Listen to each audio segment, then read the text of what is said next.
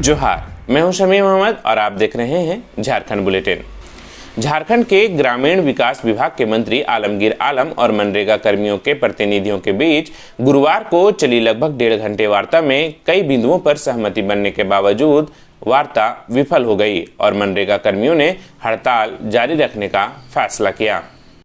वार्ता के बाद मंत्री आलमगीर आलम ने कहा, सभी बिंदुओं पर बातचीत हुई। 5 में से 3 मांगों को पूरा करने पर सरकार की सहमति भी बन गई। वार्ता के दौरान मनरेगा कर्मियों ने भी सहमति जताई थी, लेकिन बाहर निकलने के बाद मनरेगा कर्मियों ने वार्ता को विफल करार देते हुए हड़ताल पर जाने का फैसला कर लिया। वहीं दूसरी ओर झारखंड राज्य मनरेगा कर्मचारी संघ के प्रदेश सचिव मोहम्मद इम्तियाज ने बताया कि मांगों पर लिखित आश्वासन नहीं दिए जाने और संघ के प्रदेश अध्यक्ष की बर्खास्तगी वापस नहीं लेने की वजह से मनरेगा कर्मियों ने अपना हड़ताल जारी रखने का फैसला लिया है। हालांकि मनरेगा कर्मियों के साथ वार्ता विफल होने पर ग्रामीण विकास मंत्री आलमगीर आलम ने एक बार फिर मनरेगा कर्मियों से कोविड-19 के मद्देनजर हड़ताल समाप्त करने और काम पर लौट आने की बात कही है, लेकिन मनरेगा कर्मी मांगों को मनाए बिना काम पर नहीं लौटने का फैसला करते हुए हड़ताल जारी रखने का निर्णय लिया है। दूसरी खबर की ओर रुख करते हैं और खबर गुमला से है। गुमला घाघरा थाना क्षेत्र के सरांगो मोहनपुर गांव से 22 वर्षीय देवेंद्र सिंह का अज्ञात 5 वर्दीधारी हथियारबंद अपराधियों ने अपहरण कर पोड़ा कुसुम मोड़ के समीप गोली मारकर हत्या कर दी। पुलिस को घटना की सूचना मिलने पर एसडीपीओ थाना प्रभारी सुधीर प्रसाद साहू पूरे दल बल के साथ पहुंचकर शव को अपने कब्जे में लेकर पोस्टमार्टम के लिए गुमला अस्पताल भेज दिया है। वहीं घटना के संबंध में मृतक के पिता सत्यनारायण सिंह ने बताया कि 5 की संख्या में रात 10 बजे करीब बोलेरो में सवार होकर वर्दीधारी अपराधी हथियार लेकर आए और दरवाजा खुलवाने के बाद देवेंद्र को पकड़कर ले जाने लगे। देवेंद्र की पत्नी ने जब इसका विरोध किया तो बंदूक के बट से उसकी पत्नी को भी मारकर घायल कर दिया और देवेंद्र को अपने साथ बोलेरो में बैठाकर अपराधी ले गए, जिसके बाद सुबह में उसके बेटे की हत्या की सूचना उसे मिली। मृतक के बड़े भाई दशरथ सिंह ने पुलिस के ऊपर आरोप लगाते हुए कहा कि 3 माह पहले अपने एक नाबालिग बहन का अपहरण करने व पूरे परिवार को जान से मारने की धमकी देने को लेकर शिकायत किया था, लेकिन पुलिस के द्वारा आरोपियों को पकड़ा नहीं गया, जबकि सभी आरोपी आपराधिक प्रवृत्ति के थे। आपसी पहले का विवाद का मामला महसूस हो रहा है। एलआरपी वगैरह बराबर हो रही है और इस संबंध में हम लोग जांच भी अपना टीम बनाकर इसमें हम लोग इस क्षेत्र में ज़्यादा ध्यान देंगे और कोशिश करेंगे जो अपराध हो रही है उस पर हम लोग अंकुश लगाएंगे। पहले एफआईआर हुई थी, ये बात अभी जान पता चला है और इसके बाद हम लोग उस पर देखते हैं क्या उस पर कार्रवाई हुई है और जो भी कार्रवाई होगी उचित कार्रवाई होगी और इस क्षेत्र में जो अपराध है और या जो भी शिकायतें आ रही हैं उसको हम लोग निश्चित रूप से दूर करेंगे। अब खबर चतरा से। चतरा जिले के लाइफलाइन कहे जाने वाली झारखंड को बिहार से जोड़ने वाले राष्ट्रीय राजमार्ग NH-99 की बदहाली से तंग लोगों को तंत्र के बजाय अब समाज सेवियों का सहारा मिला है।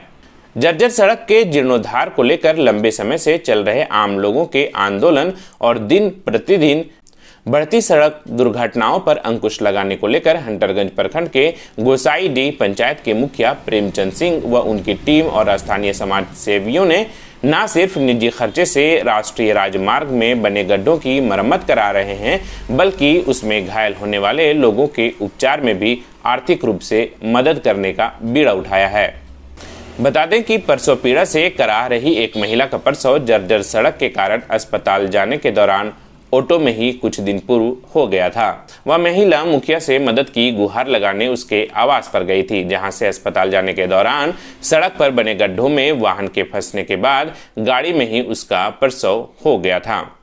स्थानीय मुखिया ने बताया कि इस सड़क से होकर गुजरने वाली दर्जनों लोगों की न सिर्फ सड़क दुर्घटनाओं में जान गई है, बल्कि कई आज भी जिंदगी और मौत के बीच जूझ रहे हैं। लेकिन ना ही सरकार का और ना ही स्थानीय सांसद व विधायक का इस ओर कोई अब तक ध्यान गया है।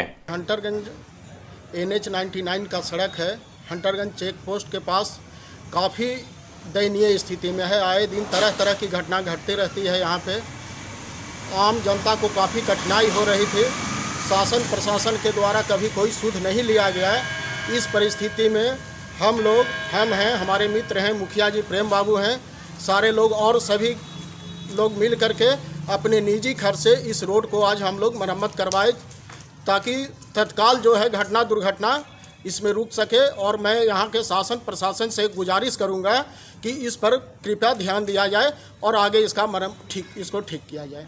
रात का घटना है, एक महिला को लेबर पेन था, वो महिला मेरे पास आई। हम बोले आप आगे आगे चलिए, पीछे से हम अपने गाड़ी से आते हैं। वो टेम्पो से थी महिला और उसका डिलीवरी इसी गड्ढा में यहीं पे हो गया। महिला का उसका दर्द समझ के हम सुबह इस रोड को बनाते हैं। फिर हम अपने सब मित्र खबर के सब मिलकर हम सुबह इसका काम करवाते हैं। हम लोग इस रास्ता के बारे में सोशल मीडिया प्रिंट मीडिया के द्वारा खबर किए, लेकिन कोई उसका ध्यान नहीं लिया गया। तब हम लोग आपसी अपना खर्च से इसको पूरा करवा रहे हैं। NH 99 है और ये हालत है इस रोड का। बहुत बड़ा गड्ढा था, किसी तरह से गाड़ी पार होती थी, रोज़ एक दो एक्सीडेंट यहाँ पर हो जाता था। तो हम लोग आपस में सब मित्र लोग मिलकर सोचे कि इसको बनाया जाए। अब आज सुबह से हम लोग इसको काम कर रहे हैं। तो हम लोग सोचे कि अपना निजी खर्च इसको तब तक ठीक करते हैं जो रोज़ परेशानी हो रही है यहाँ की जनता को। कितना किलोमीटर बनाया आप लोग?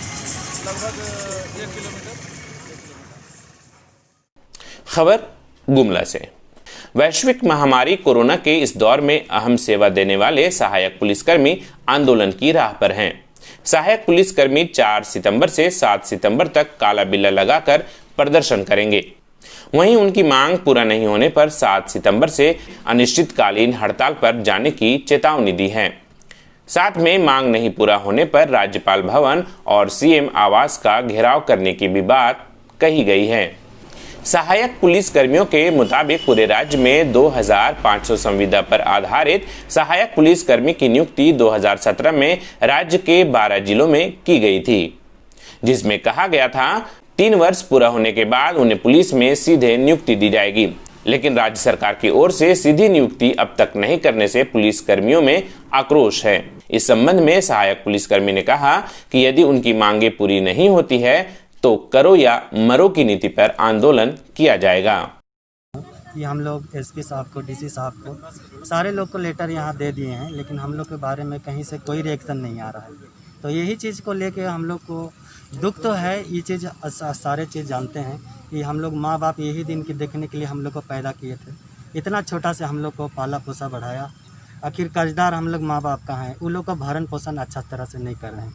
अगर सरकार यही रवैया रहे तो हम लोग आगे जाकर CM आवास का घेराव भी कर सकते हैं, राजभवन मार्च भी कर सकते हैं। सहायक पुलिस है, सब कम एज के हैं, सब 20-25 यही 27 तक के हैं और सबका अभी मतलब नौकरी करने का या फिर घर चलाने का ये समय था जो बहुमूल्य समय हम लोग इस नौकरी में गंवा चुके हैं। 3 साल हम लोग पूरा समय दिए हैं इस नौकरी को और फिर हम लोग को इस तरह से मतलब हटाने का या फिर मतलब सीधी नियुक्ति नहीं करने का जो प्रस्ताव दिया जा रहा है सरकार की तरफ से, हम लोग के विचार में बिल्कुल भी सोचा नहीं जा रहा है।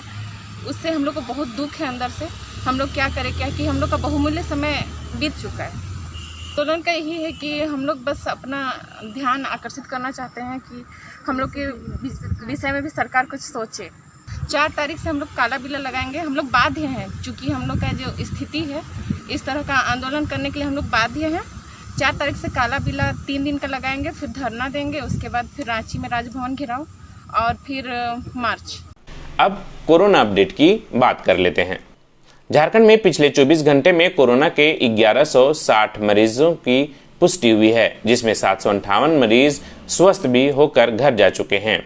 राहत की बात यह रही कि झारखंड में रिकवरी रेट पहले के बनिस्बत बेहतर हुआ है और ठीक होने वाले मरीजों की तादाद में लगातार इजाफा होता जा रहा है। वहीं गुरुवार को कोरोना से 3 लोगों की मौत भी हुई। गुरुवार को जारी आंकड़े के मुताबिक अब तक कुल संक्रमितों की संख्या 46,053 हो गई है, जिनमें 30,527 मरीज स्वस्थ होकर घर जा चुके हैं। वहीं 441 मरीजों ने अब तक जान गंवाई है। राज्य में अभी 15,089 मरीज सक्रिय हैं, जिनका इलाज झारखंड के विभिन्न अस्पतालों में चल रहा है। तो आज के बुलेटिन में बस इतना ही। फिर कल झारखंड बुलेटिन के साथ हाजिर होंगे। तब तक के लिए धन्यवाद। Subscribe now and press the bell icon. Never miss an update.